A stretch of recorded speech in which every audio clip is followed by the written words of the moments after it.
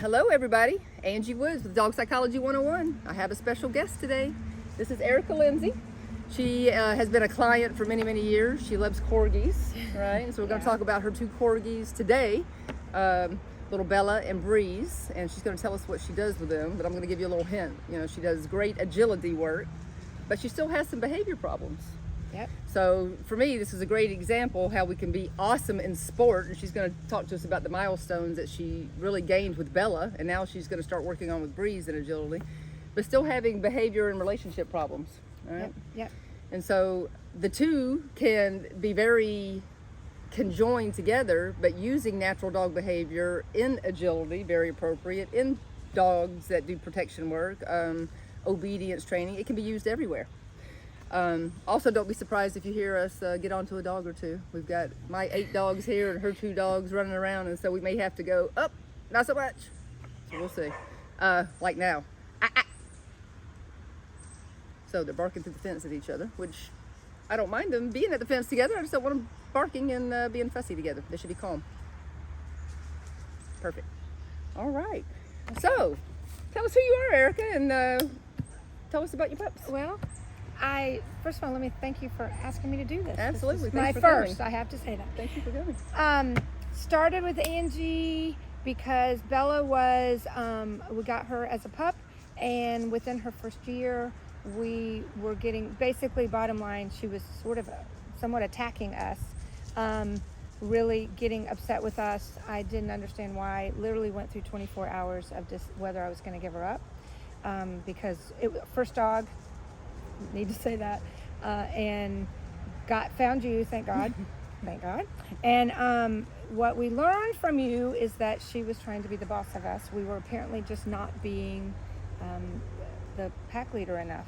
She was resource guarding more, like bones and things like that, if I remember correctly. She was, but she was also, if we got onto her, she would get upset with us. Mm-hmm. And so then worked with you and learned very quickly to be more of a boss. And I'm not a pushover, and I work in the school system, and I know about behavior mod, and I didn't let her do anything she wanted, but apparently I wasn't doing it well enough. But you know about it in humans. Yes, that's right? true.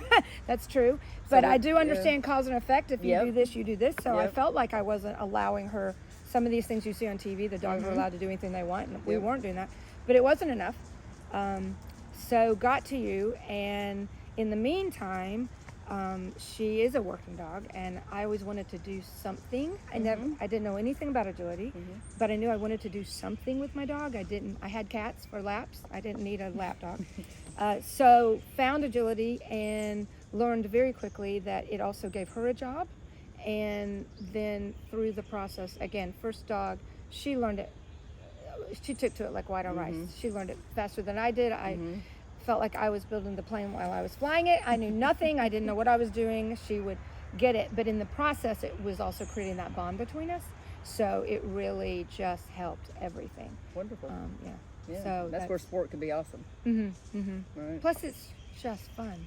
It is fun. And she did really well. And we got to some places we didn't expect to get to, especially with the first dog in the sport. And so it's been a real learning experience. I've been doing it now for 10 years. That's awesome. Yeah. So talk to us about where you made it to, because I think this is really impressive. Well, we made it to several national events. We did, for people that know agility, we did AKC, USDA, and UKI, and she's been on national podiums for USDA and UKI. AKC, we made it. If you make it to finals in the sport, especially with the first dog, and you're not doing this as a living, it's pretty cool to just make it to a national final. Right, yeah. So we've made it to several.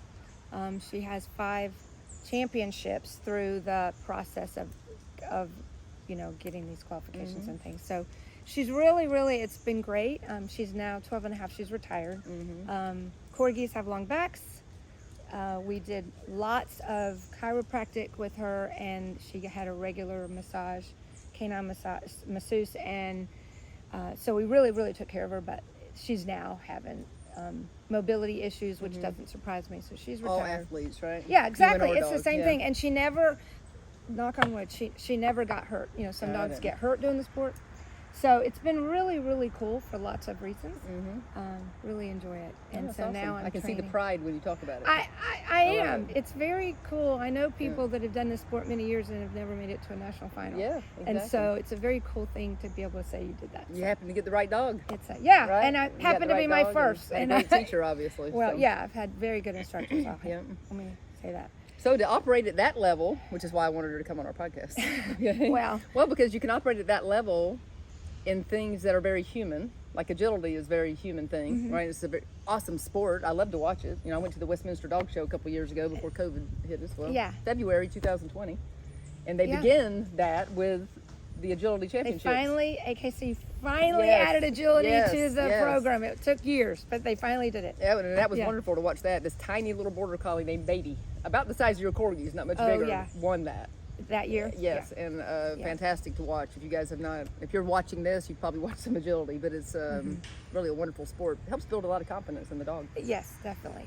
It really does. So I'm all about agility in a non-formal way to help build confidence in dogs. Climbing up on things, walking across things, you know, coming down. I mean, just builds confidence in them. It's fun. A lot of the people in our classes and the classes I've been in and the classes are in it for that reason. In it for the fun and they the don't necessarily know if confidence they're going to compete, but it really does. That's flirty, by the way. Sorry, my German Shepherd and her corgi breeds are flirting. So, so if you hear doggies barking, this is normal around here. Yeah, exactly. But you don't hear much barking around here. I'm always very impressed with that. Yeah, well, there's appropriate barking, and then there's inappropriate barking, and we just have to learn to set boundaries and rules. You know, parenting is part of parenting, and you know we call it pet parenting, like most everybody. But I really want to relate it to parenting, and Erika doesn't have kids, but she works with kids. Yep. Right, and so. I mean, wouldn't you agree that we humans are the teachers to kids? That's what parenting is. Sure. It's teaching, all right? I mean, we can call it boss, leader, whatever, but it's really respectful leadership and parenting on both sides. And I'll add, the most effective parenting is doing it as it comes up. And at the moment, at the teachable moment, is the best time for someone to learn. And it's the same with dogs. I definitely know that. With dogs, it's imperative. They don't talk. Exactly. Yeah. Or read. There you go. And you can't tell them later. Do you remember when you did such and such? That's right. It has to happen in the moment. So I find a big part is most people want to prevent their dog from making mistakes. Right? I don't encourage a mistake, but I do provide scenarios that typically where a mistake may occur so that I can teach through the scenario without provocation. Right? So I don't know, if your dog has a problem with dogs behind the fence, I'm probably going to put you on this side of the fence and some dogs on this side of the fence, just so we can set up the scenario and just teach you we don't bark like that through the fence. It's not friendly. Right? Yeah. And that's what I got on Breeze for just a wee bit ago. So she gave a little snarky bark first, and now it became a flirty thing, right? So it's an education. Discipline, you know, the derivative from Latin means to teach. My daughter will tell you that. My daughter is the kid whisperer. You're going to hear a lot from her about the human side of things. If you're anxious, she's your girl. If you're nervous or fearful, if you feel like you're squishing your feelings down, she's going to teach you how to work through them. It's pretty cool. That is cool. Because I believe you can't help your dog if you're not stable. You know, if you're anxious and nervous and anxietal, like God, so many women are, and see her shaking her head. Okay. And transfers to the agility course. They read my everything. Energy. If I'm too nervous or I'm too worried or I'm too excited, just like I've got this, I know I've got it, she's going to read it. They read it and I might, Well, it's the massive part of their language is the energetic communication, the nonverbal communication that we share. Yep. Like, don't you share it with your husband? Oh, sure. If he misbehaves, we give the hairy eyeball. Sure. Right? Sure. All social species understand that, and so we also do it, but we talk more than we do anything. And so getting away from talking isn't my first thing for people. Which right? is very hard for me. It's very hard for all people. Erika's a talker like I am. Oh, wow. And, you know, I grew up a stutterer, so to me it's amazing to be able to... I didn't know that. Oh, yeah, to be able to speak the way that I do now. I'm still a stutterer. I've never heard it, and I'm a speech pathologist. Yes. I've never heard it. You'll hear sometimes certain letters or numbers I need to say in the beginning, especially an S sometimes. I just have little things, and like phones and drive-thrus would be a trigger sometimes. Did not ever know that. Never. Yep. I just finally got pissed one day. Either. Yeah, I did, and it turned me into this. So. Good for you. But my father particularly would make me make phone calls all the time. Things we love. Yeah, and people laugh at you on the phone. I don't think they're being mean, but they laugh. and it just made me mad. Well, and I think sometimes they think you're joking. I think, which yeah, is a that's shame. exactly it. I don't think They're not, think that it's the person on the other side with a speech impediment, you know. But so I'm very empathetic to stutterers because I have been there. It's a life-changing issue to I've live never known this, and I've known you for 10 years. Yeah. So you just Yeah. blew me away. I grew up a stutterer, and I don't know. Things can change. Yes, they you know? can. Now I earn my living talking all day. Yeah. I mean, I really do.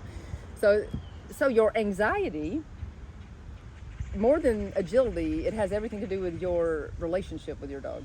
Would you follow an anxious person? No. Who needs that in their life? That's right. Yeah. And so you wouldn't invite it, right? But would you trust it and respect it? Think of it just as the anxiety. No, you would question Yes. whether they know what they're doing or why They're not doing confident. it. That's right. So it's not something to follow. And so that's how I see when we're anxious with our dogs. And the great thing about being a human is that we have these thumbs attached to our hands. It gave us a special brain to go with it. And so we can think about our thoughts. And now we can actually, I'm a visual person, so I actually see it like almost catching the thought. And now I just transform it, little alchemy. I turn it into a positive thought. And then I keep telling myself that positive thing until I can kind of push through whatever's got me worked up. It can be a dog thing, it can be a human thing. Learning how to have this crazy emotional fitness is amazing. I mean, can you imagine this being a hothead ever? No, just like me. I've never been a hothead in my whole life. No. Yeah. Well, yeah, I say it to people all the I time. It can took me to relate. 40 to grow up. I mean, it really did. It took me till I was about 40 to really mature and not be a hothead and not blow my shit when I got mad and yell and scream. And it was totally narcissistic reasons for changing because it feels bad. Yeah. It feels terrible to be angry. And that's what hotheads are. Yeah. And so to have the emotional fitness, which I touch back on 1,000 times a day, emotional fitness, because their emotional fitness, I talk to men about this a lot. The strong man doesn't hit the walls and blow their shit. Yeah. The strong man learns how to, they're confident. They're, my bad. You try to avoid this stuff and you only step in if it's absolutely necessary. Yep. And you can learn how to talk about things and work around things. And for me, you can tell me if this sounds reasonable to you, I'll just learn how to ask questions. Oh, yeah. Because I've got a big personality, and sometimes statements, even from a small personality, just sound like they're poking you. You should, blah, blah, blah. Oh, the word should. Is, Ma'am. Yeah. Well, most people do it. And when people keep telling you you should do this, you should do that, you're thinking, who are they to tell me what I should do? Especially if it's about something that you know they really don't know anything about. That's right. Yeah. Exactly right. And so asking people questions. Why do you think your dog, blah, blah, blah? Or why do you feel X, Y, and Z about this, that, or the other? So the questions are introspective. Which also, many people have never even thought through it. Nope. Well, I mean, you taught that to me, Yep. and you still do it with me all the time. I feel like I get here and I just feel very incompetent around you because I'm But like, you're I've not done at this all. for years, Yes. but I think, God, I should know that by now. It's just a deeper not realm. innate yet. Yeah, it's a deeper realm. And I haven't seen you a whole lot in the past handful of years. True. I helped her pick Breeze, which was awesome. Yeah, she did. She watched the videos. You gave from California. We went to a kennel, a special performance kennel, and helped me pick from the ones that I thought I wanted for. Yep. But the personality was way more concerning to me than whether I thought she was going to be a good performance dog. Right. That's all just play and fun. That's wonderful, but And I'm not worried about Yep. that. If she likes it, and I'm glad, and I don't have any aspirations if we go anywhere far with it, and if we do, then I'll probably do it. Yep. If we don't, I don't really care. We'll have And fun. I think she's turned out just like I saw. She's very middle of the road. She wasn't the nervous pup. She wasn't the dominant pup. Yeah. But she had a dominant one she was There was a little a brother. attracted to. There was a brother that I kept thinking might be great for agility, but he he was probably a would lot be. of dog, and I didn't. We just wanted a really good, calm. Yeah. That she picked me as much as I picked her. Yeah, Honestly, well, I it's really feel that chemistry. way. It's how you found your husband. Yeah. It's chemistry. what it was. And there are things in life that make your dog feel like they're the kid and you the parent, or vice versa. Right? Yep. And this is kind of what gets us in trouble. Our heart gets us in trouble because, God, we love dogs so much. And because we love them so much, we don't really want to give them rules. But without rules aren't mean. I always say my kids, I have 6 grandchildren. Nobody receives spankings. We're not like that. It's all about educating your dog to cooperate with you and be happy to do it. Well, and it sets boundaries. Boundaries are freedom. Our freedom. They are freedom. And that's the same with children. Yes. And students. Thank you, sis. You do this and we... Yes. Well, and that's the way it is even in a job. Everything. You do everything you're supposed to in your job, and you do more, and you are Yep. initiated, and suddenly you get more freedom from your That's boss. right. They're like, great. And it's natural. It is. It's all natural. And so I'm not very true. anti-positive reinforcement. Anybody that knows me really knows that I love positive reinforcement, but I see positive reinforcement comes in many forms. Yeah. Right? Oh, Not just food. Because some dogs don't care about food, and then some dogs are crazy about food. And then if you're not educated properly, you're treating the excitement, not the thing. I hadn't thought of that. Okay, but see, now in agility, this is where we're going to talk a bit, right? Because you want excitement. Yep. When you have a performance dog, that is hot, hot, hot, hot, hot, right? You want them run, and go, and shift and pivot on the move, okay? Yep. But we cause a lot of excitement in our daily life that shouldn't be there because it's not what we're looking for. Yep. But when you have a working dog, sometimes we think we're going to squish it. I got a feeling you may be in that realm a little bit. I hadn't really thought about that it? terms, Yeah. but I just personally am one of these people that's always up here. Yes. And and that technically isn't actually very good for if you have a high energy dog. For agility, it's better to be a calmer person. And my biggest challenge with it all is to, you can Bring even it hear down. in my voice just talking. When I get excited about something, bring it down. Oh, and, me too. Yeah, well, I'm high energy and busy like you are. But when I need to focus with the dog, I channel my energy into focus. I shut up and my eyes are on you. I just channel it. Right? Now, in agility, you've got a lot of talking going on. You're sending them, you're pointing, you're directing, da-da-da-da. So it is high energy. Do you use your voice much in agility? I try not to. Typically, the more you talk, the less they listen to. Okay. So I try to just use the words that are meaningful to her. So, and if I was to call Bella's name, I need her to check in with me for half of a second. But if you talk too much, all she hears is blah, blah, blah, blah, blah, and she's not listening to the things you need her to hear.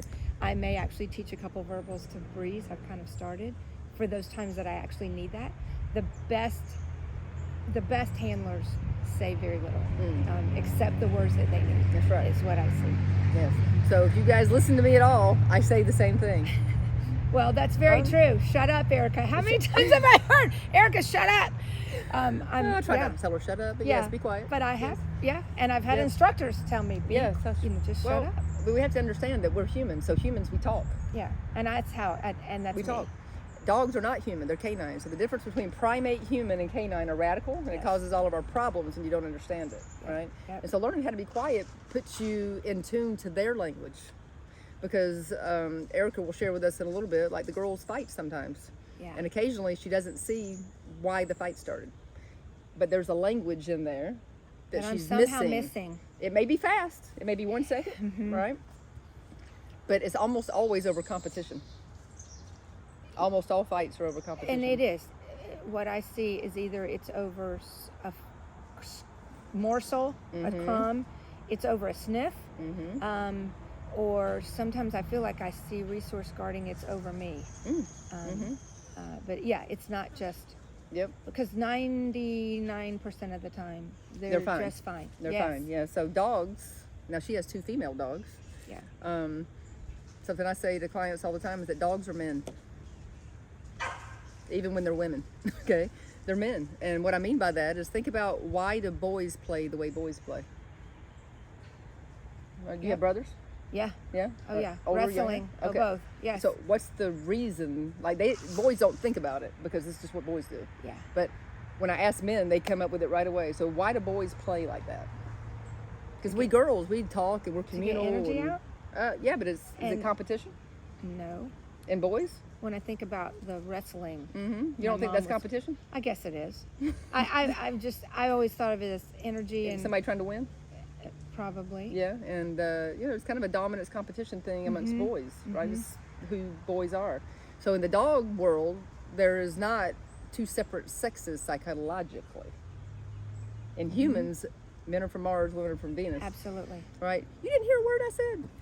right? We are two different Absolutely. species, and Yes, dogs, we it's are. not like that. They're the same, and everything is about competition. It's natural.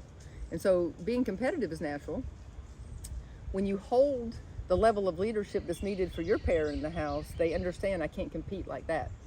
I can't fight about it. I have to be polite and respectful to get what I want. Like for my guys, if they want something, the other one will come and lay, I don't know, 4 or 5 feet from them, and you'll see them. They just lay there. Then every now and then they'll give them a look like, yep, can I? And the other one will look back at them and like chew, chew, chew, or whatever. And then finally they'll get up and walk away and give it to them. Might take 4, 5, 10 minutes, I don't know, but that's respect.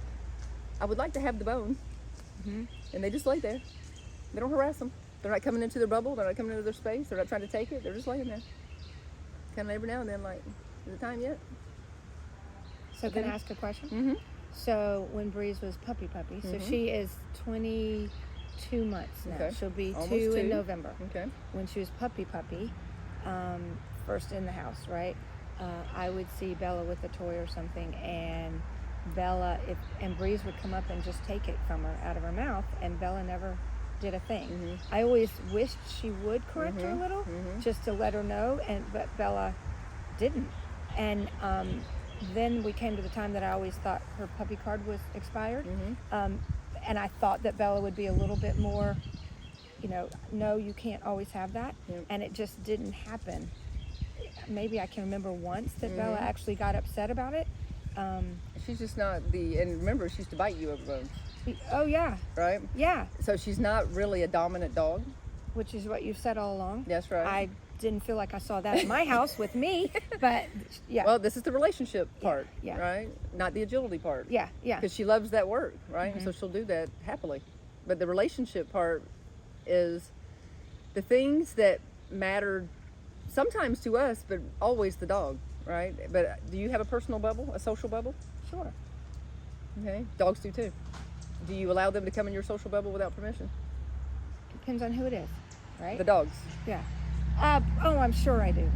Okay. You've seen it happen. Yeah. At the car. Right. Yeah. Well, and if they're allowed to be demanding, pet me, throw my ball, do this, just being demanding. We wouldn't let humans be demanding. I mean, most of us would not. Some people would, Yeah, right? yeah. But being in your personal bubble without permission, being demanding are the top 2 things. Yep. Okay? Not listening to me when I've asked you to. Yep. When I say your name and you just blow me off. Now, that's a teaching too, though, right? Like, dogs do not name each other. That's not a dog thing. Yeah. They just know this sound, Bella, Breeze, means yes, right? Now, if their adrenaline's high, they're going to be harder to listen, but you can teach them to do it. Yep. Right? Just like, no ma'am. That's demanding. Yes. She's sitting at the gate looking at us and gave a bark. It's like, hey, come pay attention to me. Right? Yes. So, patience is a virtue, even in the dog's world. Yes. Right? But those are the things, and then them not complying to you when you ask them. Why do you think they named it obedience school, for those of you who love obedience? What does obedience mean? Do what I say. They should listen when to I you. say Yes. to do it. Now, we can do it respectfully. Like, you're never going to see me be harsh or mean, but I can be patiently persistent and annoying. Yeah. Right? And you must comply. I mean, that for me is a huge relationship component, and it's also a huge safety component. If my dogs are running toward this highway behind me, I should be able to make my dog stop. Yes. Right? If I'm out in the woods and they are going to chase deer, I should be able to make my dog stop. And so having that, and you build it through gentle rules and boundaries on the regular basis, like all the time when I'm with my dogs. Nope. Yes, come here. Da, da, da. They're always receiving direction from me. And if I say no to something or I request something, I stop what I'm doing if they don't listen, and I follow through until I get what I want. 100% of the time. Now, I'm that kind of personality. Not everybody is. Right? Depending on your dog as to what level you really need to operate. If you have a really laid back, sensitive, easygoing dog, you might not have to operate at 100%. You might get by with 90. Yeah, not mine. And You have corgis. I was going to say, this is where I would say breed also steps into it. I have corgis. They are stubborn and innately learn to work for themselves. And so I do more know. Independent, yeah. Well, they are a strong breed, right? They're a Yeah. herding breed. And I would say the number one group of dogs that I see is herding breeds. Yeah, I bet. right? Because number one, they're workers. Number two, they use their mouth. Yes. Right, and so they're going to have less bite inhibition than other dogs. Yep. Right, and so I'd say that would be the first, probably retrievers. Interesting. Yeah. In the next. German Shepherds, I see a ton of German Shepherds, the bully breeds, of course. We always see a lot of bully breeds, but they're the terrier group, and terrier groups are workers. Yeah. Right? Yeah. And every breed, I never blame anything on a breed, but breeds come with traits. That's why we bred them. That's it, right? Exactly. But I deal with the individual. I had somebody, I was visiting in California. Well, a bunch of us were on a trip together, and somebody asked me, like, "You're never racist?" I'm like, "Never. Ever. I grew up here in the South. I know how bad it is." Okay? I'm never racist. And then they bring up something. I'm like, I deal with the individual in front of me. The individual. Are you a good human, a nice human, or not? That's my criteria. Not what color are you. Yeah. And so for me, with a breed of dog, it's not about are you a German Shepherd or a corgi or whatever. It's about, is this dog confident or not confident? High energy, low energy. What do these things come together? And what does that dog need? The dog, not the breed. Yep. Right? Yep. Because there are super sweet pit bulls in the world. I have one myself who is just a big old slug and loves children and loves to wallow in babies. I mean, he just loves everybody. And then you have the far other side, who's anxious, nervous, high energy, aggressive, but they can all be rehabilitated. Damn near all of them. It's very rare. You never hear me say kill a dog. You just don't. I don't do it. I believe there's help for everybody. And you never say no either. I never say no. I mean, it's not a... People just need to learn, hence our new online communities coming, Natural Dog Life. It's in preparations right now. We'll have that out soon. We can take courses online and come learn with us here at the campus. It's going to be good. Awesome. Yeah. So you had mentioned to me while we were getting the girls kind of in their little area that you were doing something special with the feeding, a 3-2-1 thing. Okay, so it started with Bella because it's something I needed to train because I needed it in the ring. I did not have a start line stay as hard as I worked. She was so excited about doing agility. Apparently, obviously, again, first dog, didn't know what I was doing. I mean, first pet dog other than 12. Right. So everything was brand new to me.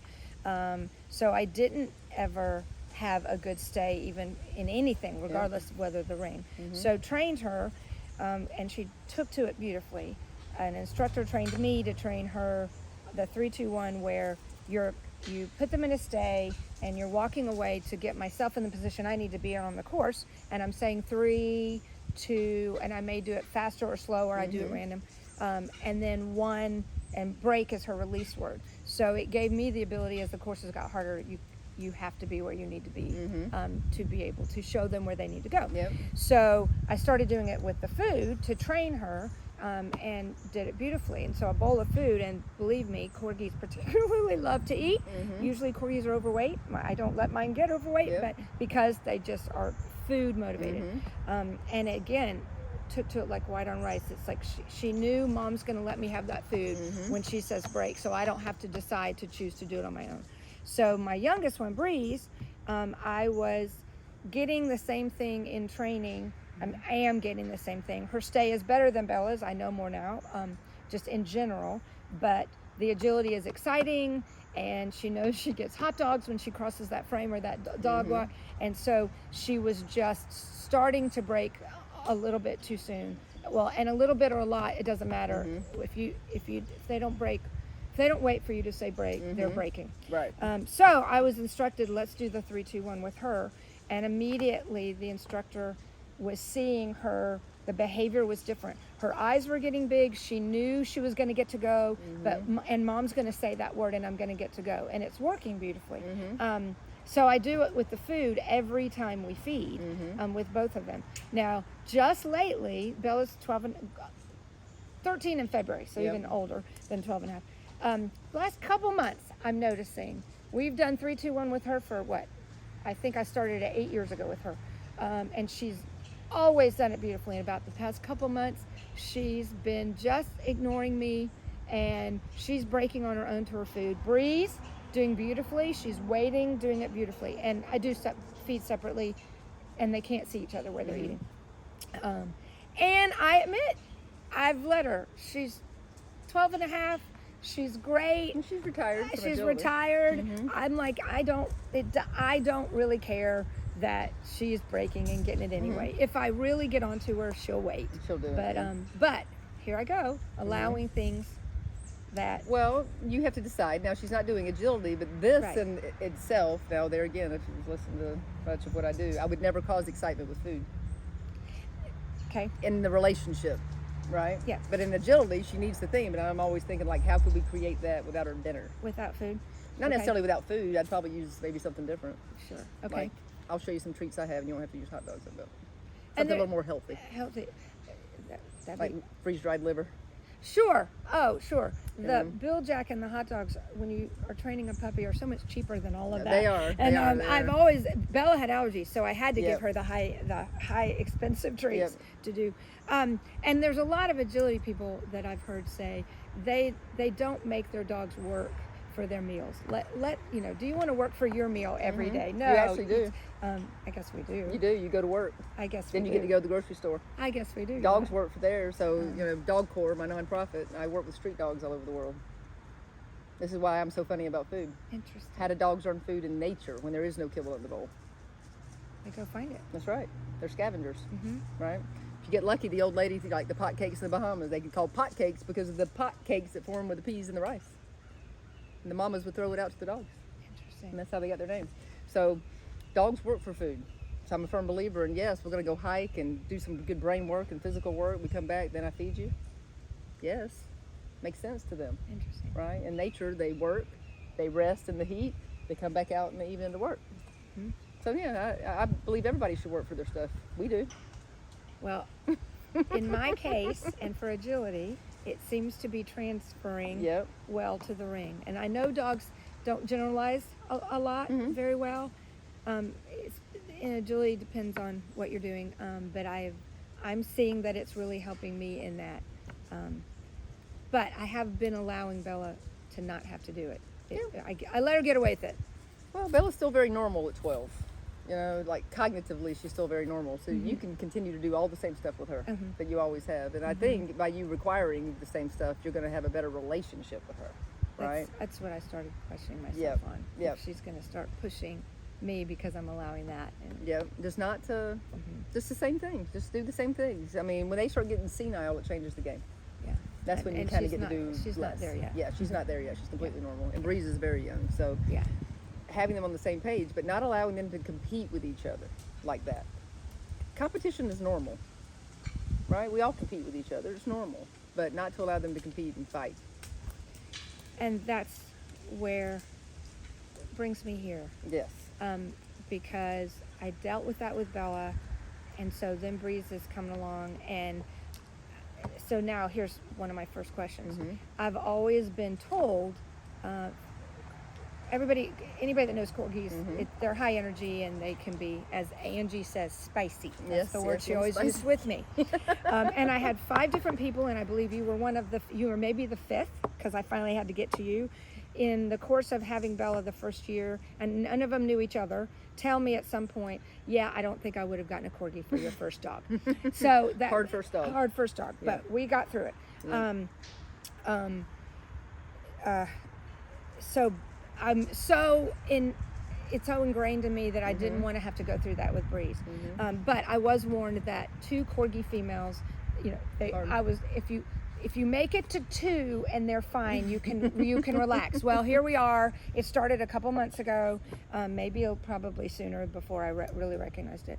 And I'm starting to see that Breeze is trying to be, she's being pushy and she's trying to be dominant, and she's starting to, it started, I don't know. It seemed like it started when they were close up. It seemed like it started about me.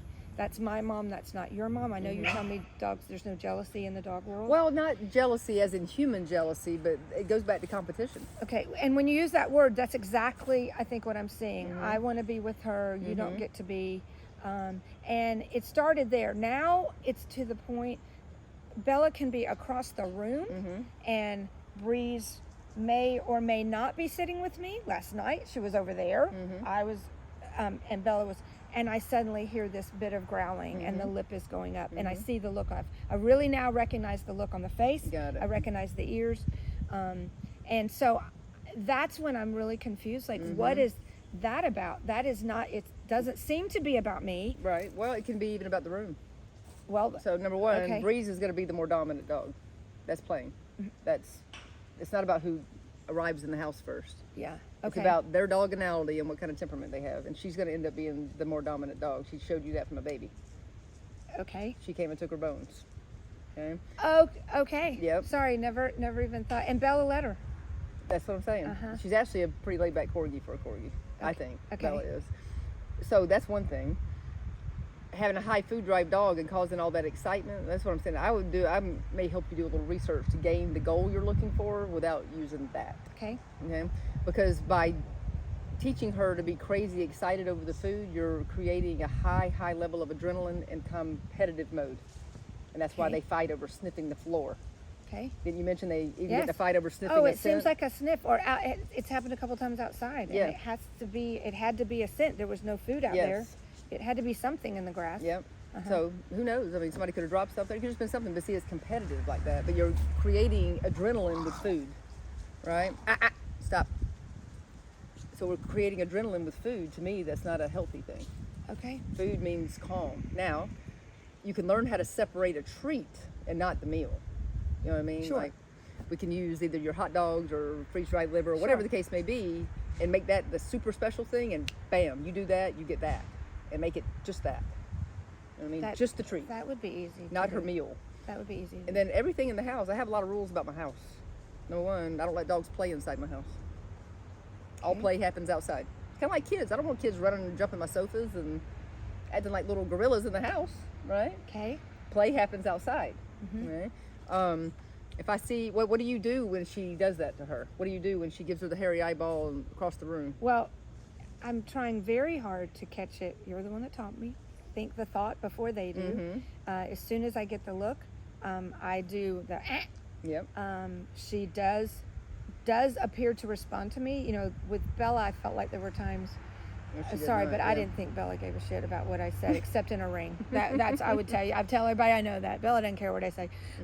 Breeze does seem to care. Okay. I good. get a look, like I get pretty quick submissiveness. Okay, but so what's the follow through of your conversation? How do you finish it? So like last night, she was at the back door, and looking out the back door, and Bella actually was out on the patio, and so it was almost like she was indicating to Bella, I don't want you to come in this house. And I called her on it. I was like, and she looked at me, and then I just go on. I might say good girl. But I wouldn't say good girl after that. Okay. Just, I might say that, but a lot of times I don't. I try to challenge the inner Angie, that what she's taught me, and say, okay, the moment is over. They're done. She looks at me. And then I just continue. Did you bring Bella past her into the house? I have done that. That's another one of my But that's questions. what I would have done. Okay. Because that's the scenario that she's working on. That's what makes sense to me. I actually talked to you a couple months ago, so now I'm confused because I've misunderstood. It's okay. So the times that it's happened where Breeze has been on the couch with me and Bella's walking towards the couch and Breeze has started it, I have gotten onto Breeze and then I've removed her from the situation. And there's times I've actually put her like in a bathroom, but generally I just push her off the couch. If you're gonna act like that, you don't get to get on the couch. And I get Bella and put her on the couch with me. Okay, so the dog won't put that together. So that's what you were telling me. They don't understand timeout. They what don't. is the difference between me last night calling Breeze on it and then letting Bella come in, from calling Breeze on it, pushing her off the couch and bringing Bella up on the couch? Well, number one, if I had a dog that behaved that way on the couch time would be so limited. You'd have to be so calm and relaxed on that couch. It would be ridiculous. Okay. Because it's making her feel dominant. Okay. With you on the couch, right? I would probably leave her on the couch while I dealt with her. Don't do that. Which I have. Literally, this is what I did. do. Okay. Yeah. You taught me the little fingers. And you've taught me the claw at the scruff of the neck. And I would get on her. When I say get on her, I might scruff her and give her that really hard look. I try to say nothing. I try really hard to shut my mouth. And then she will very quickly, and she will either look away, and if I hold her long enough, she'll actually even lay down. And then I let go, and I calm, and then I pushed her off the couch, and I got Bella and brought her on. So what you're saying is the dealing with her right here is what she's responding to. Pushing her off the couch is meaning nothing to her. No. But then I would bring Bella right here and love on her like I wanted to. with Breeze right here? Right there. Got it. I would just set up the scenario I'm looking for. That's the difference. Yeah. Because anytime we separate them from the situation that we're trying to teach, we just miss the learning. Okay. They know nothing about putting them in the bathroom. Okay. That doesn't do anything for them except for maybe let them calm down, de-escalate. But other than that, it doesn't do a lot for them. Yeah. But I was thinking just pushing her off the couch. Sometimes I would put her in the bathroom, but not always. Yep. I was thinking removing her from me is what she wants. Yep. And Bella gets to be with me. It's very human. Dogs just don't think that deep. Okay. Yeah? Okay. And got it. So learning to deal with things in the situation. Like you want her to feel calm and relaxed while she's on the sofa with you and while Bella approaches. Yes. So you have Bella approach while you be like, While she's on. you're not allowed to do that. You have to feel relaxed. And in the beginning, she's going to be like, ah. Yeah. And then it will come with some repetition. And versus scruffing her, I wouldn't scruff her. That's too harsh. Okay. I would just use my little fingers and I'd put a little pressure, like Okay. in my eyeballs, like, we don't do that. Okay. And then I would linger just like this until she starts to relax. And as she relaxes, so do I. But I maintain eye contact and let her know. Okay, I'm doing that correctly. I'm Awesome. doing that. Awesome. I'm holding it.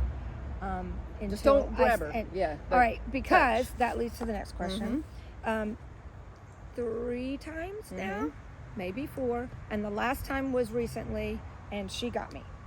I scruffed her, and she looked at me and growled right at me, showed her teeth, growled at me, and I probably, in reaction, human reaction, scruffed her harder. Yeah. Like, oh no, you're not going to do this.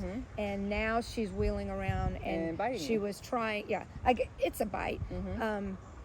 None of my dogs have ever been. I mean, it's what you would call a bite, but none of Right. them have ever. If they really wanted to take a right, chunk, yeah, they would. yes. So she's trying to get me to back off, Yes. and I'm not backing off. No.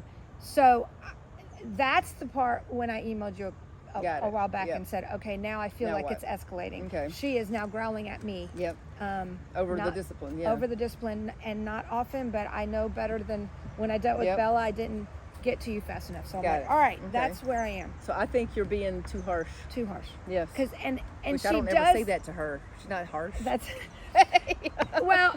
But in that case, that's too Well, much. and I will say, she responds much better than Bella ever did. So Yeah. it's that kid that you and I differ a little. Sometimes I think a child needs a pop on the butt. I'm one of those that believes in spanking in that sense, but only if they're the kind of kid that's what they. That's the only thing they respond Oh, you're gonna have to. to talk to my daughter. Yeah, I'm sure. And we won't go there. That's there's a whole. But She's just all into child development, which I'm sure you are. yeah, too. which I am. But I believe that. So my brothers, I used to laugh, yelling at them, Yep. getting upset with them meant nothing. When you suddenly, popped them on the rear end, they paid attention to what mom said. Me, if you used my middle name, Erika Lynn, that's all I had to hear, and I was done. And I think about that with Breeze. I think she is responding quicker and going submissive much quicker than Bella ever Right. did. So what you're saying makes sense to me. I'm reacting too harshly to her. Yes. She doesn't really need that. All she needs is me to do this. That's right. And she's getting the message. So you're coming with Okay. a 10, and you just gotta kind of figure out Got what it is, like Got it. what the level she needs, and versus grabbing her. That's why the Okay. strong little claw finger, right? It's not harsh. It's just we have to have respect on both sides of this leash, Okay. or no leash, right? But I am gonna respect you. I'm still gonna give you rules and teach you. I'm not gonna take no for an answer, but I'm not gonna go over there. And so, kind of my way of thinking is, I want to use the least that I can to get them to listen to me. I agree. The least, right? And I do Yep. feel that way with children. Yes. Don't anybody get me wrong, Yeah. but sometimes some kids need a little more than They others. do. We're all different. Yeah, exactly, we're all different. exactly. You're already saying, like with you, she needs less, and so you want to kind of figure out what that is, what the touch and the energy toward her is that's going to get her to go, okay, yes, ma'am. All right, so if she's on the ground and she's not eye level, like on the couch with me, Yep. I am giving her the eye. I'm pushing into her, like I'm standing up straight. I'm walking. I'm pushing into her. If she keeps holding without putting her head down or looking away, I'll take a step even closer and push into her. I've seen her try to look at Bella between my legs, and Then you go toward her. Yeah. Yes, that's what I'm. So that's the same as this. Yeah, it on the is. ground. So the goal is what? What is your goal? My goal is for her to submit and relax. That's right. Okay, Mom, I got it. What would that look like? For her, she is staring me straight in the eye the whole time. She's on the floor like this, and then sometimes she's doing this like trying to catch Bella's eye, and I'm like, and so then she's back looking at me, and when she relaxes, I get the face relaxes, the muscles relax. Generally, she looks down, she might look away, and if she looks back up at me and I'm still looking at her, then she will actually lay down. Awesome. And then I just walk away and we're done. Yeah, just don't walk away too fast. Okay. Walk away like, that's what I said. Okay. Yeah. Okay. Just a little bit, I'm serious. Not mean, I'm just serious. Yeah. Right? Because the end goal for anything unacceptable is relaxation. Yep. And dogs give it to you. Normally, it's my calm and relax game of my games. And it's a body blocking game, which is what you're describing. Block, block, block, block, block, whatever it takes. They may corner themselves, they may do something, but I said that we can't do that. And so you just block them when they're trying to go somewhere. And then ultimately they're going to stop. And almost always, then the adrenaline's coming down. They will sit for you or lay down. And I didn't ask you to. You did it because that's what a couple of times I've said lay down, and I find myself thinking I shouldn't have to do. I want her to lay down to show me that it shows you her feelings, right? Because I always say I don't treat body postures like, is your butt on the ground? Your butt could be on the ground with all kinds of feelings, right? I'm sitting, or I'm sitting, right? I'm focused on the feeling. I always go to the feeling, not just the body. Right? And so whatever it is she's doing, whether they're having a disagreement or whatever, that's always the case. You're always looking for relaxation and submission, which I call it like the yes ma'am or the yes sir, and then I move on. If I need to rinse and repeat immediately, I will. Because when I look over my shoulder like, that's what I mean, and I carry on. If they want to try to go right back to it, me too, until. I've been known to hang half a day. Because, you do more sooner, so you do less later. When I was dealing with all that with Bella with you, the longest I went was an hour and 45 minutes before she went submissive. And that's when I remember calling you saying, "Is an hour and 45 minutes job, but well it's appropriate?" abnormal. And you were like, "No, we're moving. We ought to be able to shorten it up. We're going to do this now." Yeah. Well, but then that becomes an intensity thing, right? Some dogs need more energy from you, intensity from you, not harsh intensity, but serious, focused intensity to get them just to stop. Then you can go, that's right. And without saying, and it depends on the dog. Some dogs we can totally say, good girl, give a little tap, tap, whatever to them. And they're going to be fine and not get jacked up again. But a lot of dogs, I have a prideful feeling. I'm like, yes. Not only do they read your anxiety, they read your good stuff. And so many times that is the praise. That is what I'm looking for, right? We can get to other stuff later, but in the beginning, that's the praise. Like, don't you like your husband, your family, your boss all to be proud of you? Yeah. And they don't always have to go, hey, good girl, Erika, but they're like, good point. Awesome, right? So dogs really feel all of this from us, and we just so undervalue it. It's kind of crazy. And so you have to realize, they just make these very simple associations to things. And if you're not following the fundamental stuff that I preach, which kind of goes back to my 8 different little games, like the bubble game, number 1. I do admit I'm probably letting her push my bubble and do some of those other things, and so she could be a bit confused. Sometimes Mom lets me act like this. And That's right. So my next question about all this is the times that they have gotten into a knockdown ugly fight. It is 0 to 60 in very quick. I'm really trying hard to catch the thought before she thinks it, to catch that look. I feel like I'm doing that better, but there are times I don't see it coming, and I would tell you I'm watching, but maybe I'm reaching for the door and looking away for a second and not aware that she gave Bella a quick look, and they are at each other, and it is a very, very ugly bitch fight, and to the point that I can't ignore it. I grab the first corgi I can grab. Often it's Breeze, because lately it seems like Breeze is on top of Bella, and then Bella is continuously jumping up on me to get to her. It's very ugly, and when it happens in front of people, they're scared to death. And I've learned, you just react quickly and you do it. And at those times, I might put one of them in a bag, separate them for a few minutes just to de-escalate. But again, I try really hard. It's over. It doesn't mean that when I let them out of the bathroom, they're going to go at each other again. They don't. But I'm really struggling with seeing it. So I think the fundamental part is what you're missing. Okay. You know. Okay. And when dogs are really competitive with each other, and having the same sex of herding working dog can accelerate everything. Yep. So. There's some rules that just should be 100%. Do not come into my space unless I ask you. Can your husband come in your space without asking? No. Some women say yeah, and I tell them how lucky a man they are. Okay, but all right. No, but in general, we have a rule. We need the same rule for the dog. And like, I love cuteness too, but it doesn't affect my decision making. Absolutely. We can all love it and enjoy it, but it shouldn't make any of our decisions. But as women, we're terrible about it. Oh, but they're so cute. They're so cute, and they're little, and you All can the let above. little ones get away with things that you can't let the German Shepherds get away. Well, you think so. You until think they're fighting, exactly. right? Oh, I'm just saying. I see how it Yes, happens with those yes. little cute things. You can just pick It them is, up but and take them out of the you can. situation.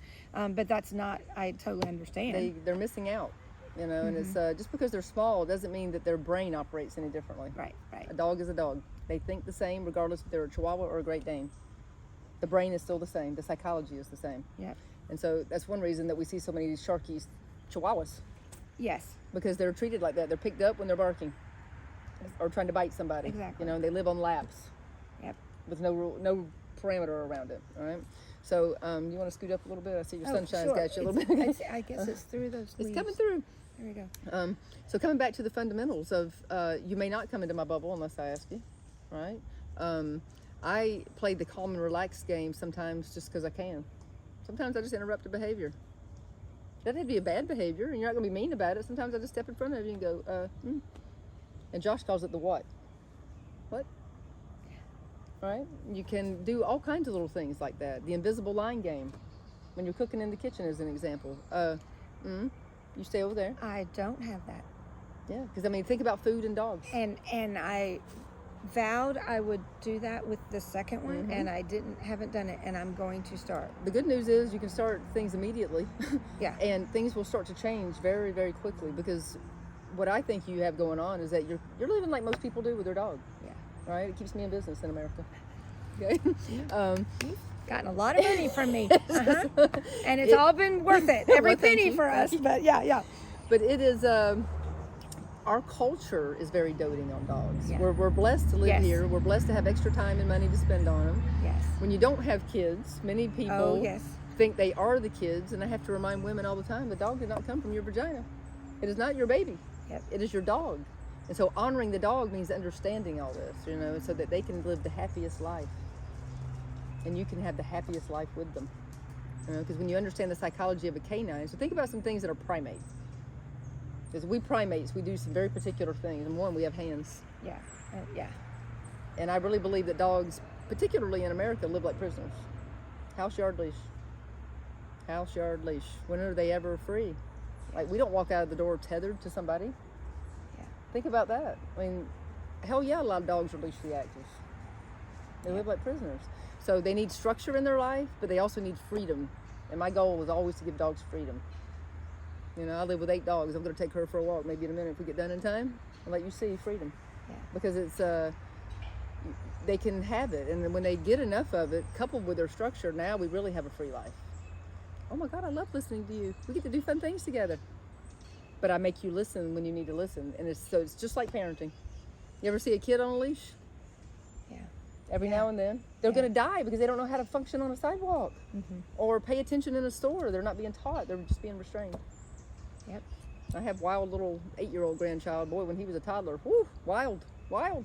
confident, social butterfly. We're just like, but he had to be taught to, you know, stay with the family, you know, and things like that. So to me, it's the same thing. Leashes are necessary. How they associate the leash is important. Do they see it as a restraint? And I normally ask people, like, how do you see a leash? If you gave me the definition of the leash, what would it be? How would you describe a leash? Well, restraint is a word. Yeah. Is definitely.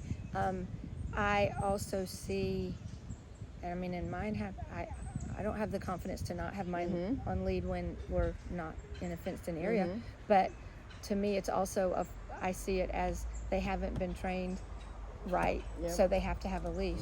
I'm always very impressed, with lack of a better word, with the people that can have a dog out in public and it's not on a lead. Obviously, that person has worked very hard with that dog to have the connection, and I really work for that. I don't have the confidence that I can. Well, you'll have to come back and do some Liberty Line work with me.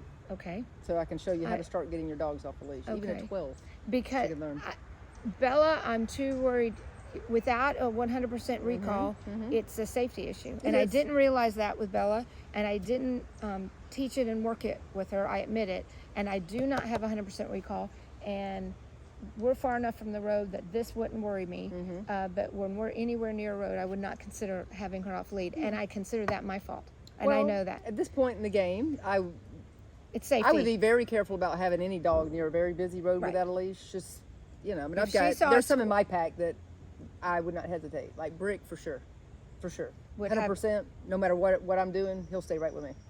100%. Even if a squirrel took off, I would not get Bella to turn around. A non-issue for us. Yeah. I mean, I can't even imagine having that in my life. You can, but see, like in my dog life, I set up scenarios. Yes. So I let them chase the deer. So we see this female deer, and I just turn everything off so I can sit back, and then I let them start chasing the deer so I can stop them. Yes. And when I stop them, because we've done this a ton, and I do it from the moment they're babies, and this can be squirrels or chipmunks or anything else, doesn't matter. And I should be able to call them off of that and make it fun, right? Because you have to be better than everything. That's how you get 100%. It's like the bond and the rules. And when you do agility, it's the same. It is. Same concepts. Yep. You've got to be the most fun thing for them. That's right. So that they do what you need them to do on the course, and they don't go take what they want to do. That's right. And so you've got to be more fun than all of that, all the distractions. Yep. It's fun coupled with parenting. Yep. Kids want to be with their parents too, right? Most of them. Yeah. So you want to set up things like that, but I say it all the time. The truth of your relationship is when you take the leash off. I agree with that. Because they have full autonomy. They can make decisions. They can be with you or not. They can listen to you or not. And anytime I'm doing a recall like that, I want my dogs to come running, hauling ass back to me like, I'm coming! Right? Because when you come to me, I have a party with you for about 3 to 5 seconds. It's not a long party, because if you want more partying from me, it's kind of like, love. You got to do something. It's not just free because you walk past me, because then it loses its luster. Right? I want to say I love caramels, like really love caramels. Didn't know that. 2 things I've learned today that I didn't know. And so if I have a really good caramel, I mean, woo, dopamine hit. It's like it got all the good stuff, right? But what if I had caramels all the time? Yeah, it gets like 12 times a day, 15 times a day I had caramels. It just becomes not so complacent. Good. Right. Yeah, not so good. And so I feel the same way about dogs who love. I carry these little guys with me all the time. I don't have to carry your treat bag. You love me, right? And so the treat is me. Yep. We have a party. Like, she only has parties when I come running to her. And so they're looking for that side of me all the time. They love that side of me. They don't like the, hey, don't you do that. They love it when I'm happy. And so you have to really give them animated happiness when they're doing awesome. And then you can like, okay, I'll do that again when you do that again. Then we just go do it again. And then it becomes fun for them, not this harsh, stop chasing the squirrel, okay? Yeah. Dogs and squirrels are supposed to have that relationship about one being the prey and one being the predator. It's normal. But remember how we created dogs? We humans, we created the dog. We gave them these traits, and we should be able to control the trait. I remind people like bird dogs. I don't know. The Labrador doesn't just go kill the birds. Yep. He waits with the hunter. The hunter's going to shoot the bird. He's going to go get the bird in his nice gentle mouth and bring it back and give it to them. It's pretty awesome. Border collies, left, right, front, back, that'll do. It's awesome. I love it. And so for me, with your everyday dog, that is it. Wildlife and things like that. I don't mind them chasing wildlife. Some people would disagree with that. I mean, some dogs are dogs, and I let them be dogs. I don't want them killing things. But, running up the tree after a squirrel and things, that's all very dog. I agree with that. And I let them do it. But when I say no, in that moment. No is no. Bam. Well, I have not worked on that. Well, we can work on I that. admit it, because Breeze loves to chase the squirrels in the backyard. I love to see her running. Yep. Just because it's good for her to run. It is. Have I maybe twice ever tried to call her off of it? Yep. Breeze, and she didn't even look back. No, well, her adrenaline's high at that moment. Yeah, exactly. And she hasn't been taught to do it. Exactly. I would probably start her on a Liberty line first. You know, did you meet my Tiki from the Bahamas that I had, my little pot cake? I had her for about 8 years. She was about 8 when I got her. I think I did. She was very sweet and just a chill girl. But when I first brought her home from the Bahamas, like, they don't have squirrels in the Bahamas. Squirrels were crack. She was like, what are those little things? They move fast. Okay, She that's just loved them. Hysterical. And so it took me about a week or so of like really hard practice. We go out to the woods, and she would chase a squirrel. I'd give my sound. She would blow right past me. By the time she got to the tree, I was also at the tree. And she'd go, oh shit. I'd be like, get back over there. And so it wasn't that you can't chase the squirrel, but when I give you my sound, that means stop. You need to stop. And if you don't, I'm going to go and have that conversation, follow through, and get back to where we were. How many ever times that takes? For a low-key little pot cake, not so hard. For a corgi, you'll work a little harder. But you can do it. You can put Liberty lines on in the beginning if you need to. But the biggest thing is you being fast and being on them, like as soon as they get there. And there can be a yes and no to everything. It's all, people like, they go crazy at the door. Well, it's kind of normal for your dog to go bark and tell you somebody's at the door. The difference is when I come in and let them know, okay, I see that, I got it, back up and stop. They should now back up and stop. It's not that we prevent behaviors, it's that we want the response that we're looking for, because the response is what brings you the connection. We want them to choose to do it. That's right. Which is exactly the same in agility. You don't lure them to do things. You don't make them do something. right. You want them to want to do it. Exactly. That's how you teach it. Bam. That is it. It is the same thing. Yep. And so often I'm not transferring that into my own house. I admit it. Yep. Mine go crazy at the door, and they don't pay attention to me. Yep. Asking. Well, you have to remember whose door it is. And then there's techniques, come between them and the door. The invisible line game again. You send them back however far you think you need. And they cannot cross that line. Yeah. You have to enforce the line, even when somebody's at your door. Hold on. Yeah. I even yell through the door, might take me a minute. Right? But they have to wait out there while you get them where you want them and let the adrenaline come down a little bit. And then a whole lot of eye contact, like, you have to stay there because I'm going to open the door with my eye contact on them. Then I open the door and say, hey, don't look at the dogs. Just ignore them. Big rule, ignore the dogs coming in the house. We Americans teach them to be crazy. That's true. Well, we do. We party. And you have friends that are not dog people that look at me. Oh, Erica's just being ridiculous. And I ask them, don't look at the dog and don't talk to the dog. And they're like, yeah. And then they come in the door, and what they do is immediately go to their knees and let the dog jump. And I'm thinking, and I'm like, thanks a whole lot. How disrespectful is that? I know.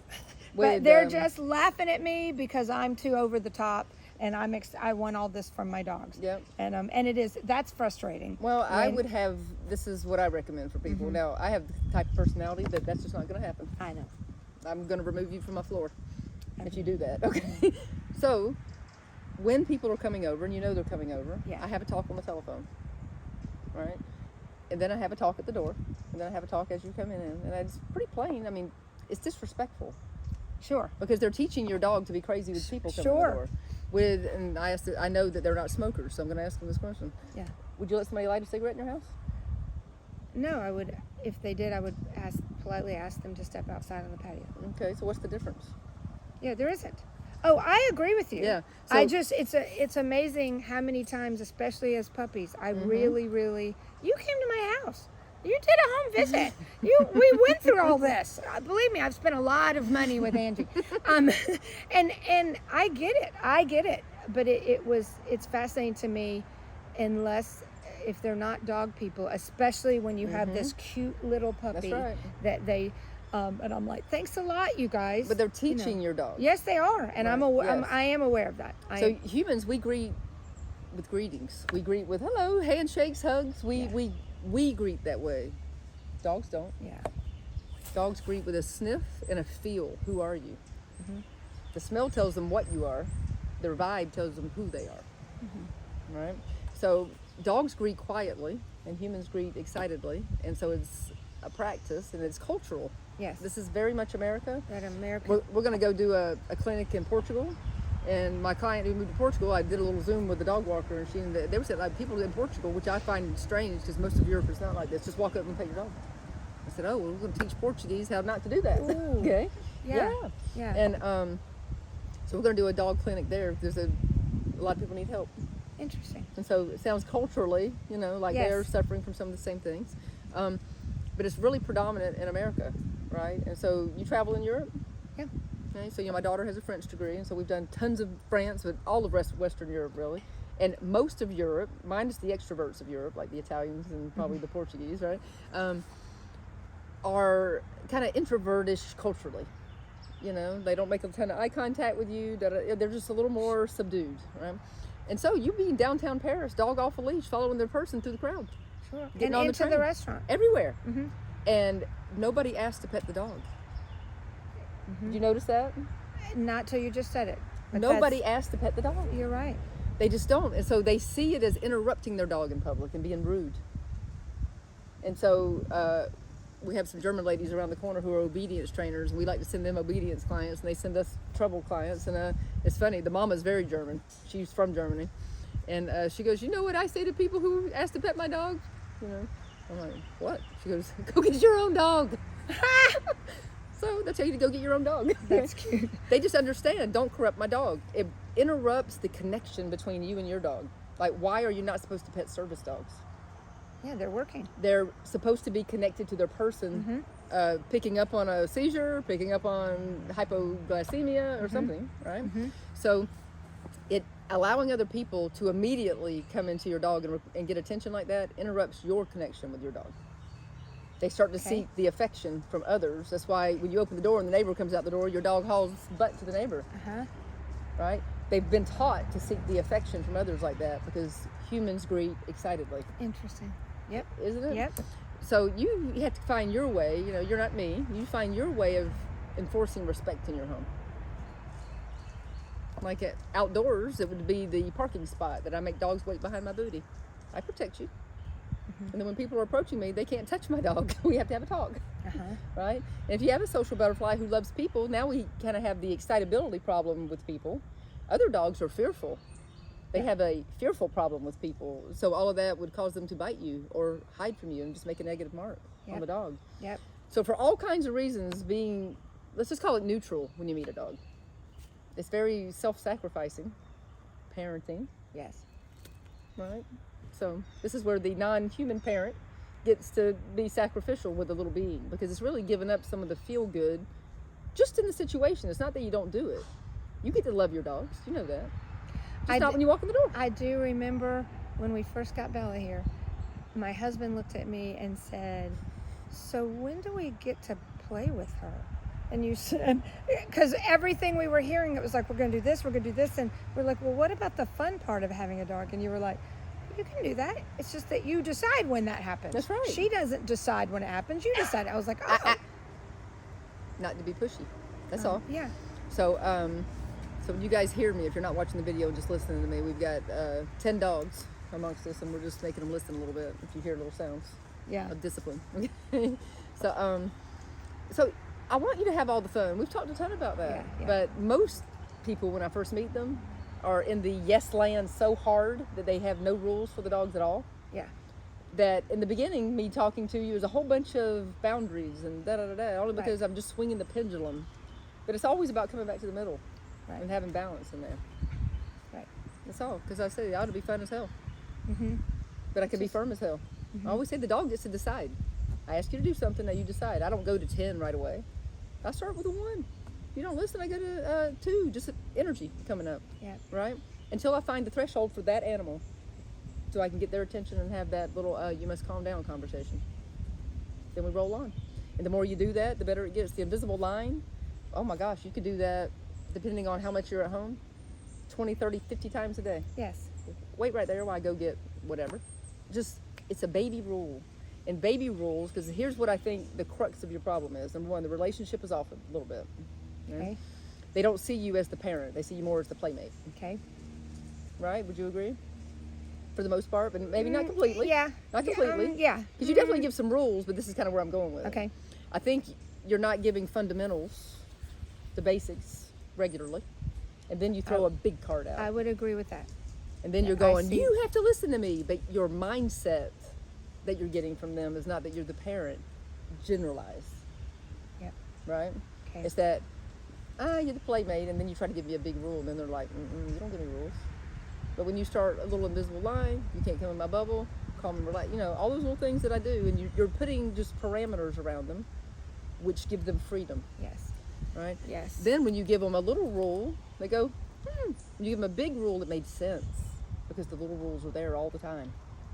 Okay. Now when you throw something out that's, don't look at your sister like that. Number one, she will quit looking at her sister like that, because it's the mindset changes. It's interesting. I would tell you until this past weekend, I felt like it actually was getting better. Okay. That we were catching it enough, and that I felt like it wasn't as often. And then suddenly this weekend there were 2 or 3 times, and she growled at me. Now I did use the claw, so that was, now I know.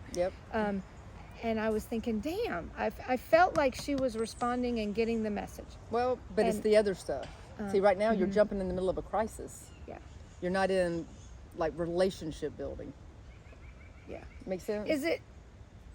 Is it also a little bit of, often when you're teaching something, it gets worse before it gets better? Yes. And that could be, she's also not 2 yet. She's a teenager, and she's testing me. So let's talk about how dogs age. Yeah. Okay. Okay.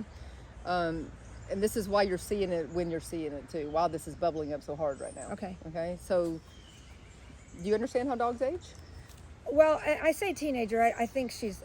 That's probably not true. I think of a teenager after about a year. Yes. So 1 year old, because people say 7 years per year, which that is a lifetime average. It comes out over their life, 7 years per year. Okay. But the first year, just kind of think about we as teenagers. Yeah. Ovaries work, testicles work. Yeah. So I call them like 15, 16.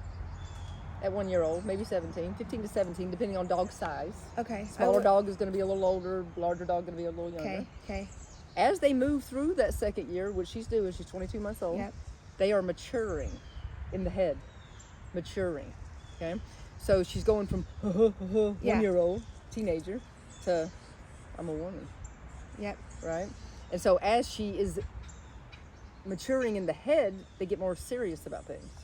That's what you're having. So by the time they hit their second birthday, they're like 25, 30, depending on age, the size of the dog. Okay. So have dinner with a 15-year-old boy. Yeah. And have dinner with a man. Yeah. It's radically different. So the maturation is what causes the acceleration and dominance. That makes complete sense. Yeah. So just getting on with giving her regular rules that will change her entire mindset about you guys. I would use that invisible line so much, it's ridiculous. Well, and we haven't been doing that. I'll admit that. Well, but I think this is why you're kind of at the Okay. crossroads a little bit. And Got then it. I think just jumping on the boat and just start. But you got to get hubby doing it too. And it's all about staying quiet and really calm. Like, it's harder for we higher energy people to, like, shut up. Like, one of my big practices is being less impulsive with my voice and not interrupting people. I'm okay, and that's me probably times 10. Yep. And I admit it, I'm a yeller. I'm one of those, even kids, if I've asked 2 or 3 times and they've ignored me, it escalates in my voice. And as a teacher, you learn how to handle that. But I admit that what I want to do is go, "What are you doing?" That's right. And you can't do that. But with the dogs, I have, especially you catch me, I've just woken up or I'm tired from the day and something, and my first reaction is to yell. Yeah. I do admit that. It's louder than it needs to be. Well, I think that comes with higher energy people in general. Which is me. Right? I would say that as my kids were growing up, now my kids are old people now, the baby's 30. Right? So I was more of a yeller, but I told you, it took me to 40 to grow up. Yeah. I hate the feeling. All right? And our emotional fitness, kind of like I was telling you, learning how to channel and let it go through you. You know what I mean? Like emotions, and my daughter, the yogi, would just tell, she goes, it finally took me all these years through her yoga training to figure out what I was saying, but I always say emotions are energy in motion. That makes sense. Doesn't it? Yes. They're going to come in. You know they're going to come. Hell, I mean, we're about the same age, right? I'm probably older than you are. I just turned 57. You said you were 60, so we're real close. We're very close. Okay. And so energy comes in. We're old enough to know, like, hell, it's here. Now you just got to let it know that it's there. You don't have to Well, get all... and I'm well aware Yep. when I yell, what's the point of the yell? It's just a practice. Exactly. It Yeah. is. I totally admit that. And I'm not going to say I never get loud. I think Yeah. even in my video of them chasing the deer, I have to put a little volume in it sometimes when they're further away and it's a higher adrenaline situation. Sure. What I'm looking to do is just get their attention. That's it. I'm not yelling at you to stop anything. I just want you to back here. That's it. And sometimes I can be very quiet. In general, when I hike with my dogs, it's to stay near me if I feel like they're floating away or something. But if it's something really high energy, you may have to make a big and then bring it back. You're just looking to interrupt. Right? It's like when you go to touch her when she's misbehaving, you're looking to interrupt. The thought. I don't even like to use the word correction a ton. Sometimes it's a correction, like, oh, you may not fight with your sister. Yeah. Right? Yeah. But you're looking to interrupt, like her feeling like that, and you go, oh, Well, and you're interrupting. what you said a few minutes ago, do it even in a good moment. Interrupt. Just interrupting. If she's chewing on a toy quietly on the rug, go over and interrupt it for a second and have Give it her right back to her. The look fact at that she me. connects. Yeah, Yes. I mean, it doesn't mean it's only just negative. Just like kids. I mean, it is. You would think. That's why I keep questioning myself. I'm like, you'd think I'd have it by now. No, and I it's- even work yeah. with kids because that you're always praising them when they're doing something good because you want them to understand that that's what I right. want. That's right. And so why am I not doing that with my dogs too? Same It's thing. the same thing. Yep. Yeah. A lot of people disagree with pressure, but pressure that's given appropriately is very natural. Like pressure, don't do that. The body blocking is pressure, Yeah. right? There's appropriate pressure and there's not appropriate pressure that's mean, Yeah. right? And so it's learning how to get things without yelling and screaming and so forth and being mean. It's just learning how to set little boundaries so big boundaries come. Yep. You have to set little ones first, you know? And that's how you get respect from your dog. And then Bella is a bit of a nervous dog. You've said that. I just don't see it. She has a nervous little soul on the inside. I mean, she's not a terribly confident dog. Breeze is more confident than she is, while Breeze is more dominant. That is so interesting to But me. she's not crazy shy. That's not what I'm saying at all. No. But she has a little I'm not sure element to her. She's not completely confident. Now, in the agility ring, obviously she is. That's a great place. That's awesome that you did that with her. Definitely. And so this ties in with, I always laugh. I always knew I did the best run with her when she didn't bark one time. She barked at me when I made a mistake and didn't give her what she needed and didn't give her the confidence what she needed to know what to do. And so the best runs were the quietest. When she was the quietest, I knew I gave her everything she needed, which goes along with that, the confidence and the nervousness. I don't like to feel this way, Mom. I don't like that you're not letting me know what to do because I want to do it right. Interesting. I've never thought of her that way, ever. Yeah, she's not crazy confident at all. She's very much a follower dog. And I believe the biggest reason you had trouble with her is because anytime you have a follower who's put in the leadership role, like being the She parent felt when like you're the she kid, needed to be the leader. then, I mean, I don't know. I call it the middle schooler that pays the mortgage. Take a 12-year-old and put them in charge of the family. There you go. And they have to feed the family, make the money, buy the car. You know what I mean? They can't do it. Yes. They'll have a nervous breakdown. Well, dogs have collapses and it looks like aggression. And that's what she was doing. Yes. I wasn't being boss enough, so she felt like she needed to be and she didn't want to be. Yeah, and a good boss gains trust, not just respect. Because respect requires a dog not to be afraid. Yeah. Yeah. Right? And trust requires a dog not to be afraid. But you're never going to trust a human or another dog if you don't respect them first. Respect comes through rules. Trust comes through doing hard things together. Like whatever makes her afraid, that's what I go to. And I show her, I got it. You are completely safe with me. All you got to do is follow me, maybe get behind my booty. I have everything in the world. And then they start to see you in a different way. You know, they start to see you. I ask people all the time, what does dog spell backwards? God. We're not God. I don't claim to be God, but dogs are dogs. They don't know what God is. So I just convince them I'm everything. That's great. I'm everything. I go for a nice hard hike. They come home to an empty bowl. So who's giving them the water? I normally will run it over my fingers and hands too. So who's in the water? Interesting. Everything in my life is like that with my dogs. Everything comes from me. I give you everything. We have a blast together, but I also give you all the boundaries so that we can do everything together. And it just comes through little stuff first. Like when I brought home Puerto Rican babies when I was working out there. I brought home 5 of them. 2 are still here. One's going to stay with me. Mick, I think, may go to one of the clients. But from the beginning, Didn't matter that you came out of these terrible situations. Rules and boundaries start immediately. Immediately. And they're not bad. If they meet a new adult dog, what happens most commonly with babies and adult dogs? What does the adult do most commonly? I would say they are more submissive. They snap at them. Well, the adult snaps at the baby. If they need, not immediately necessarily. Oh, many times, immediately. Immediately? Immediately. Because what I think of is that amazingly the adults like suddenly get. Oh, your dog did. Because you have a very submissive kind of dog. But, okay. Because I think of it, it's always amazing. You'll know a big, brawny German Shepherd that can be aggressive in situations, and you bring a puppy around and it's like it knows to be calmer and they don't normally do that. Interesting. I wouldn't have said that. I didn't know this. Yes. They normally would not do that. Almost always when you bring a new pup in, puppies kind of come, especially if they're higher energy puppies, they grovel, groveling and blah, blah, blah, blah. Oh yeah, they get nailed for it. Get off me. Well, and I know they do that but I feel like I see puppies get away with a little bit to a point, and then the mama is like, okay, enough. Oh, I'm not talking about the mama. Yeah. No, not the mama. Just any dog. Any adult. Any adult dog. Okay. We have phone calls, I'm going to say very regularly. My dog doesn't like the new puppy. And they're in a transition. Yeah. The puppy is probably being wild and crazy and held back and, so on and so forth. But they want to jump all over the adult dog. Yeah. Instead of knowing how to make the puppy stop doing that, we hold them back and frustrate them, which makes it all worse. And the puppy's going to go jump on the adult dog and get nailed. But the adult dog just wants to know that you're not going to let that thing climb on me, are you? Yeah. Right? As they bond, it becomes less of an issue because now we're going to make friends. But in the beginning, it's kind of like people touching your dog and you're saying, no, it's disrespectful. Puppy's all over me. Get off me. And they bite them to get them off. Some dogs will hurt puppies. Other dogs just discipline them. Yeah. Right? In a nice, healthy pack, they just discipline them by snapping at them. And like Chiona, the little black Puerto Rican, she's still a big groveler. She won't be a year old until about February. And huge groveler. Grovel, grovel, grovel, grovel. You'll see them. Yeah.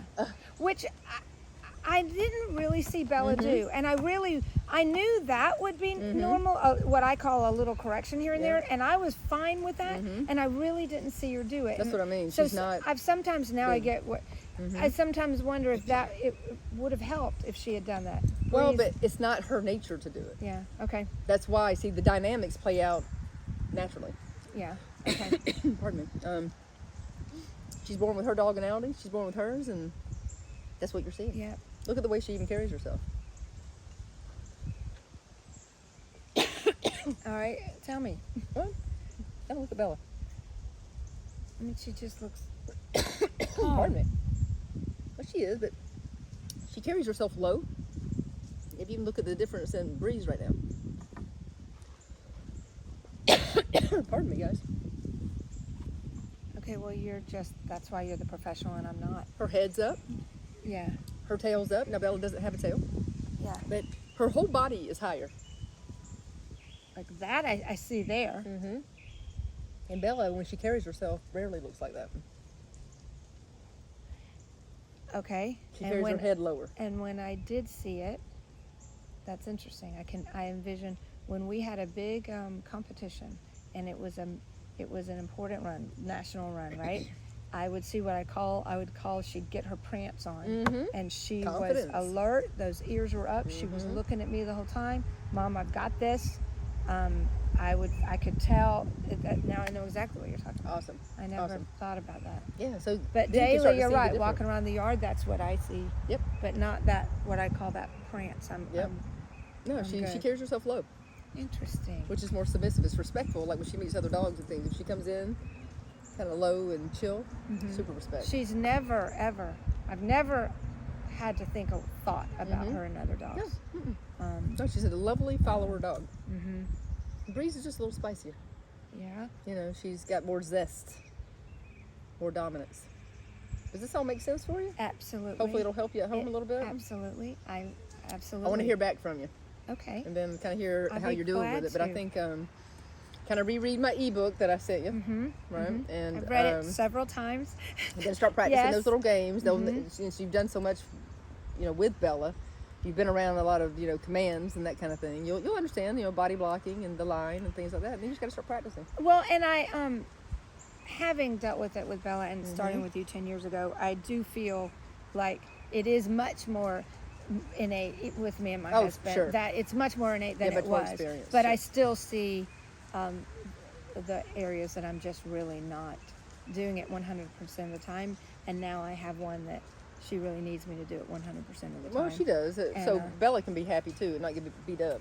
Yeah, exactly. And when am I doing correctly when it is a knockdown drag out?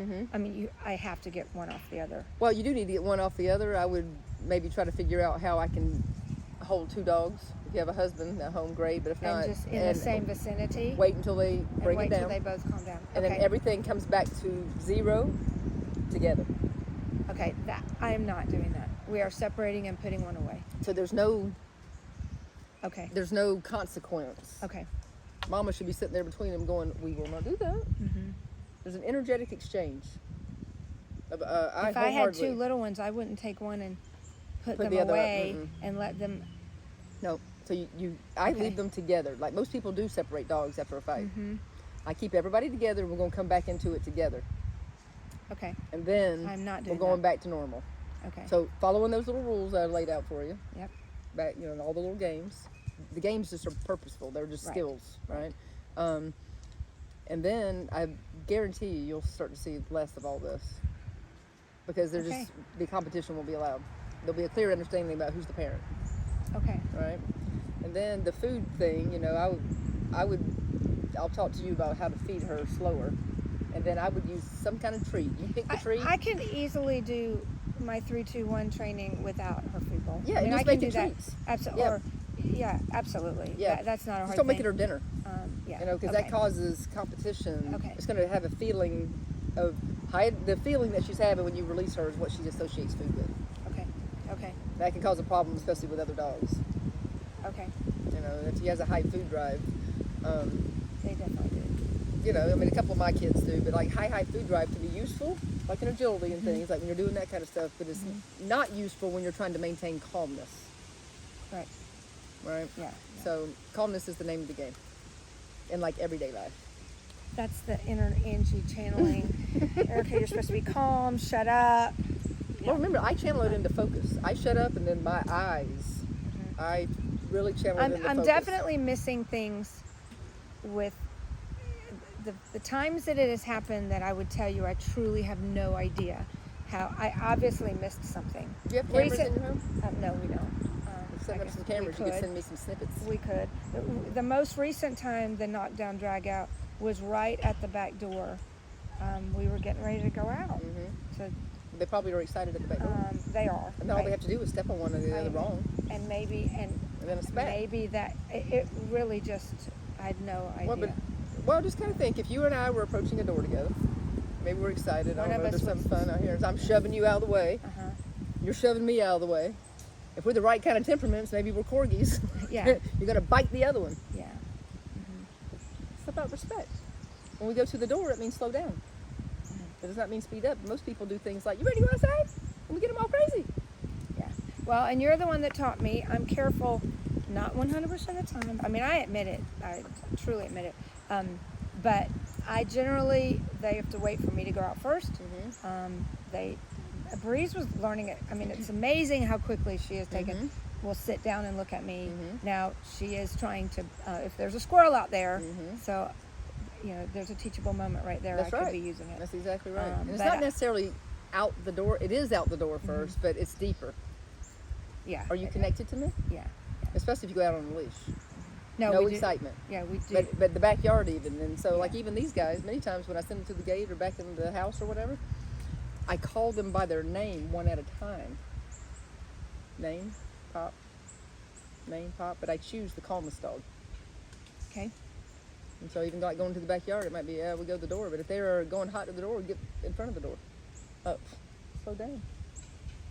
Focus. That's the message. This means, they can turn back to this. That's what they look for, right? Yep. They want your sweetness. So, and then you go to open the door, and the invisible line is going to help you with that. Yep. You should be able to open the door, and then you'll look at whoever's the calmest. And then the and next I one. do some of that. Do I do it 100% of the Yeah. time? No. You don't I have to do it admit 100% of the time. But I would use it a lot in the beginning if you're having a hard time at the door. Like we teach a lot of daycares, and things like that, and veterinarians. Huge thing at daycare are the gates. Yeah. Everybody's like, the gates, especially when it's time to go back in. Yeah. Those kind of environments. So for them, they're too hot at the door. They have to learn it and calm at the door. But don't excite them. Don't say, you want to go out? Yeah. Just walk to the door. Yeah. Okay. And so we bring with our words a lot of excitement. Tone of voice. Yeah, like you read about my 3 little areas where they typically are excited. We excite them. You ready to eat? Yeah. Ready to go out? You want to go for a walk? Mm-hmm. And greeting. Yep. So if we just go do them without injecting the excitement, things just get a little better. Okay. All right. You just got some work to do. I'm Get some practice. trying. Yes. You can do it. I know. Yes. Well, thanks for coming and sharing your experience with everybody because you're going to be able to help a lot of people. Really appreciate it. I just really appreciate it. And I've done this with Angie for 10 years. And obviously I have a lot to learn. So it's nothing that comes easily, but you just have to have the right train of thought to think that way. Yeah. And I've come a long way with that. You have. Yeah, you've really come a long way with dogs, I think. And remember, dog life is a progressive life. Absolutely. I never stop learning. I always learn, and so that's kind of the name of the game. You always grow. I always say there's like quadruple PhDs out there. Yeah. Just get your bachelor's first. Yeah, there you go.